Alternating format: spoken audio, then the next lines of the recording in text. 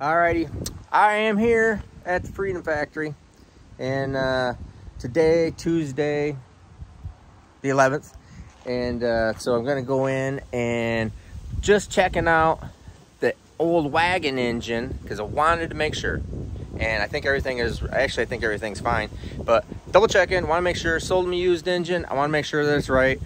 Big customer, and it's a really big engine. It's my own personal engine, so I want to stand behind what, especially my own personal engine. So we're gonna go in there and check out. I think they got everything up on stand.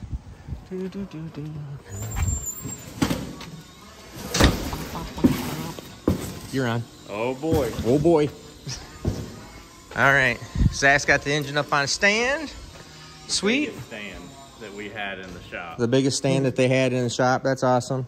Okay, we're gonna set up that table and get that part. I know you got the oil filter is over here. I was gonna look at that real quick. Yeah, we can cut that thing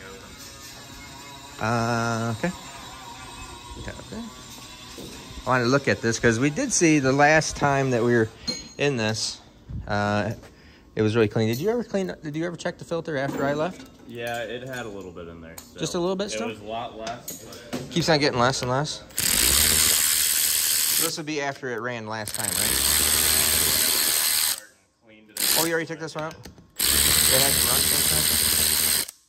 No, I've cleaned it out. Just the top filter. Oh, just top filter. Let's look at it here real quick. Because then you got me thinking about that whole bypass thing.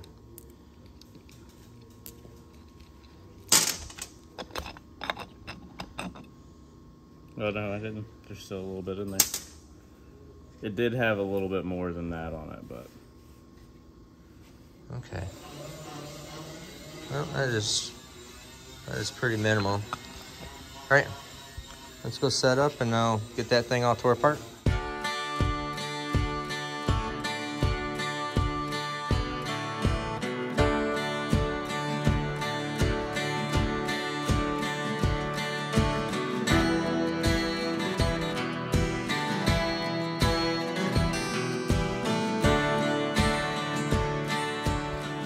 So far, just a little simple stuff because I wanted to take off the lifter or the intake manifold anyway, so I could look down in the lifter valley, and that thing is spotless.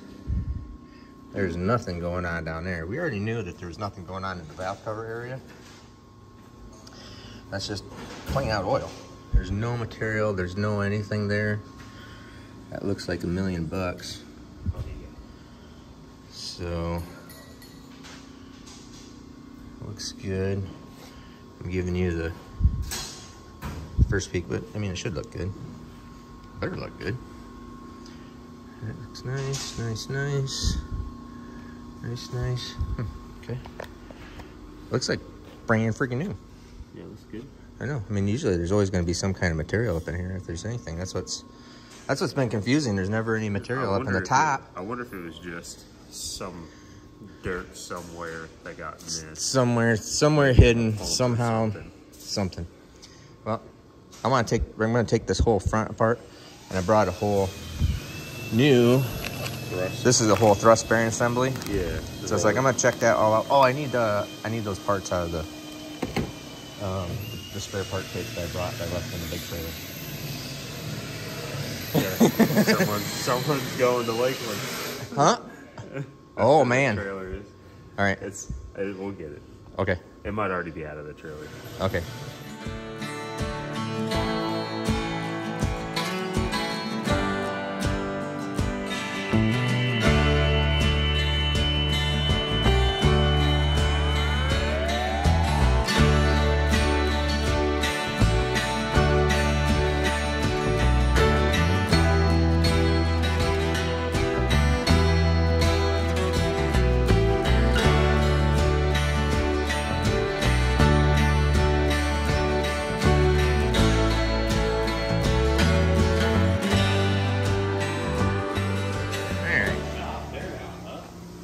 Yes, shop tear down.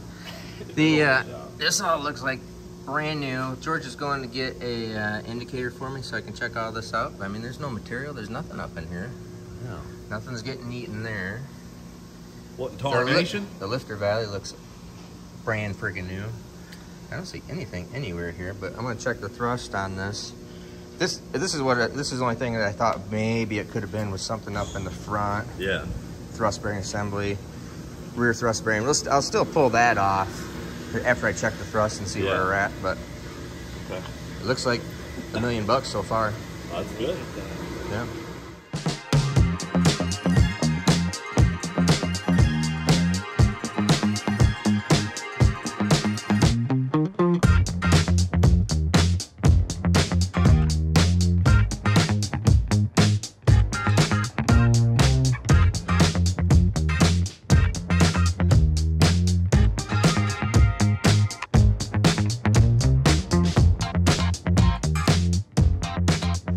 Alright, so checking our thrust here. I'll have Sam help me out here for a second. So, what you do is pry the crankshaft forward. I hit the indicator when I was going Did you hit the indicator? Yeah, okay, hold on. We'll set it to 0. I banged into it there when I said. Alright. So we were at 0. And pushed forward, we're at 7 or 8. That's usually where I set it up, and just freestanding, it's 5. So what it's doing is the crankshaft comes up against this roller bearing here in the front, and there's a little bit of clearance in the roller bearing, oil, whatnot, so that's why you can push it forward 7. But you just push it backwards because it never does anything backwards. Nothing pushes the crankshaft backwards. It only pushes it forward. So you got that. So that's 0, just sitting there all the way back. Push it forward. 7 to 8, depends on how hard you push it. You can probably push it harder and harder. Force it forward, probably up to 10 or so, but that's actually where I usually set them up at. 12 is like a maximum that I would normally see, but that's usually where we set them up at, so it is right spot on the money. But I think we're just gonna pull this rear main cap because that's really the only one they haven't pulled yet. And I'm not gonna pull this front one because that's a little bit of a bugger to do. So I'm just gonna leave all that. And we'll pull this rear main cap and see what that looks like. But currently everything looks like brand new. Maybe a little bit of something right here on this one piston, but that's not really anything I'm worried about. I think I just hit the sleeve. Might be getting just a tick of material from there, but of piston material. But I think once that's set, it's done. It isn't gonna make any change, or is not gonna continue.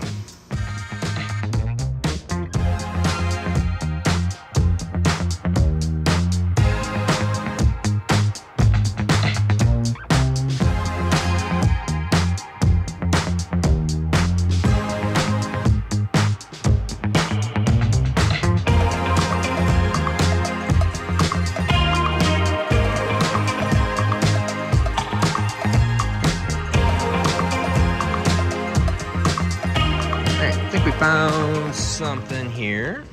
So I've taken the rear thrust out, and so I'll explain how this all works. Now these are original bearings from Sick Week, from when I had it in my car. And see if you can see this real well or not. That is gotten hit and blackened up, and you can see the crankshaft is blackened up, and it was not like that before because it's never hit the thrust bearing. So the way you set these up is this is the rollerized thrust bearing in the front. Looks like this whole assembly right here. Okay, and what I set it up as is it only rides here. It does not touch the thrust bearing back here. It would touch this side of it, but nothing makes the crankshaft go backwards. It only goes forward because charge pressure. So something in the car in Mullet is just a little bit different than my car, that it is actually pushing the crankshaft far enough forward that it's actually hurt the thrust. And what I do with this is, because I don't want it to ever touch the thrust bearing, I wanted to only ride on the roller bearing, I actually sand off the babbitt on this so it never touches it. Well, obviously now it is touching it, so it is steel on steel. Not bearing material on crankshaft, that's steel on steel. So it is unhappy, and I think that is where some of our steel has been coming from, and why it only seems to, driving it around, it doesn't have anything in the filter, and on a pass, it does. And so talking with Pete at Texas 2K, and then looking at it today on some data logs, charge pressure is a little higher, 100 pounds, 100 plus pounds on the trans brake, which is significantly more than what I run in my car. And I think it is just that in combination probably with the lockup converter, potentially pushing it even farther forward. Not sure if the lockup does that or not, but it definitely is hitting now, and it did not ever hit before. So I'm going to, actually we're just going to sand some more clearance into this. I'll give it probably another 3 thousandths, so it, as it probably tries to push through clearance, and just, it's probably just literally just a few thousandths of movement far enough that it actually did that. So I'm going to give it the extra clearance, have Garrett hopefully knock that charge pressure down some, which will help that out too. Give it some clearance. Giving it clearance. All right, so I think that's it. I'm gonna start putting stuff back together. We checked the rod bearings, or some of the rod bearings, and they look exactly the same as what they were before. No material up here, no material on top, no material in the pan. Just the residual stuff, I think, from never actually changing the oil and cleaning that tank out from the very first time. It's just left over. Yeah, leftovers. We'll have a cleaned out oil pump, sump, pan, yep, lines, yeah, tank, yeah, and clear view. Yeah, there was crap in there from the very first time. Yeah, we just didn't get it out, and that's why we just kept on seeing it. Yeah, because there's nothing going on here. I think this thing looks great outside of that little bit of thrust bearing, but that might make a little bit of material, but I don't think it made what was all in there. So you can see there. So I'm going to clearance that up, start putting this back together. So before I put it all back together, we just happened to look at cleaning up the oil pan and found that this screen that is a pre-filter screen that goes in the pan, the gall darn tip of it is gone. Not in the oil pan. Oh man, we better tear the pump apart. We tear the pump apart, or start tearing the pump apart, and this pump is eating itself to death. I can't even get it apart. So I think it ate that fitting, and that is where all this aluminum material has been coming from. It just puts it into the tank, sucks it out of the tank through the pressure section, sends it right to the filter, and it stops there. So I think we found our aluminum material.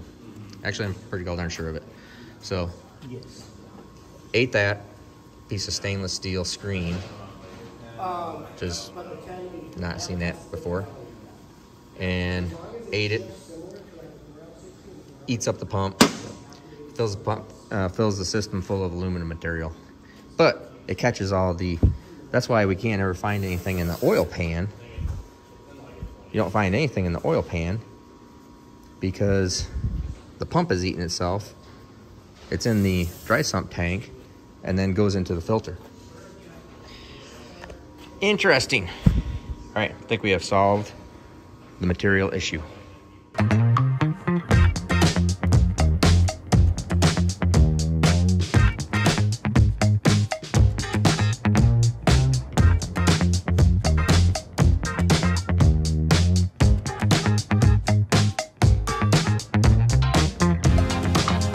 All right, so we're gonna have to go to Sam's to sand these. Oops, sorry, to sand the bearings because he has a surface plate there. So I'll show you that whole deal, how we're gonna sand this down, get a little more clearance on it, and so it makes sure that it only rides on that rollerized thrust bearing. All right, we are at Sam's shop. This thing is literally here. This is his, like a living room area I'm standing in. And you just walk right here, and here's the shop. Right out into the shop. Right out into the shop. That's cool. That's a heck of a, that's a heck of a nice lathe right there. That's a nice lathe. We got a little mini lathe over there too. Yeah, little speed lathe here. Yeah. Welders and. Got some welders. Yeah. Got a sandblast. Got Yeah, a little paint, like say if you're Oh, a little paint downdraft booth. Stuff set up on the little paint. Yeah. Here. Yeah. We got a bridge for over here. Yeah. Couple of Drill presses and stuff. Oh, a little surface A grinder. couple of surface grinders, another one over here. Oh yeah, a little surface grinder there. That's nice. And they got a old Dake Arbor press over there. Yeah. One. And then the air compressor sitting out back. Ah, yes. Out there with its, it monitors this Camaro. It keeps the Camaro company. Ah, And nice. there's a compressor for it. And Yeah. Very cool. And then building yourself a little. here is a Big block? 400 original. Oh, The small small block. block 400, yeah. Yeah. Then here is a 283. Guy wants to put it back original. Mm-hmm. All the stuff on it. Of course, these are not original on it. 6 liter here. Yep. A 5.3 over there. All stuff to build, but you know, it's just one of them things. When do you have the time? Yeah. So. Yeah. I'll tell you what, that's some fugly balancing right Oh, there. look at that thing. Isn't that nasty? That's how holes get in oil pans right there. Right there is how exactly safe. I don't know what happened. You look down in the big place missing out of the counterweight here and it's Yeah. like, wonder where that went. Yeah, right through the oil pan. Right through the oil pan, yeah. Holy cow. So we're going to use this. This is a granite surface plate. And so what we'll do is we'll grab a sheet of like 400 grit or 600 grit. I'll measure this up and we're going to just sit here and sand on it. And we're going to give this an extra, I'll probably give another 3 thousandths of clearance on here. Just to make sure, because it does not use this at all. It's not supposed to hit this. The only reason it's hitting it is because, that's fine. The only reason that thing's hitting it is because it's got so much charge pressure, it's pushing it forward.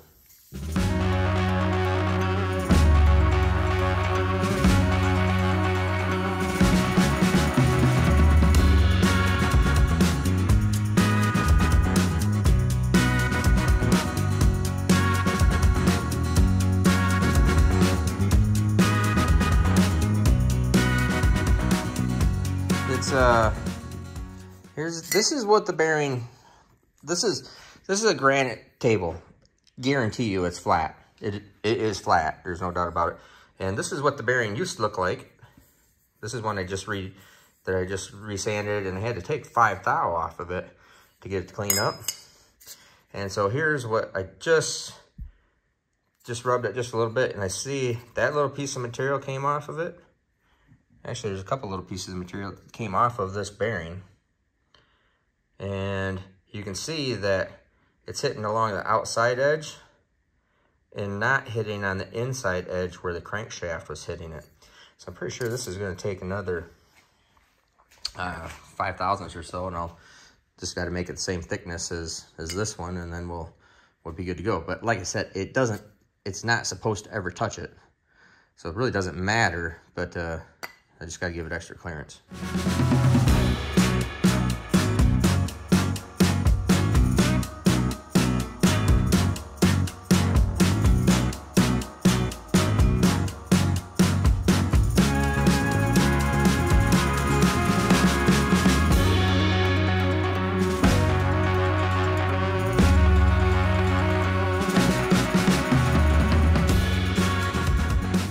So we got both bearings cut. 5 thousandths is what I just added to that for clearance wise. So we will we'll spin these in. Everything looks good on the bearings themselves. That's why I'm not just putting new bearings in it, because I would have to just take a brand new bearing and cut it down this much anyways. So no sense doing that. All right, you ready? Head back to shop. I'm ready when you are. All right, let's roll.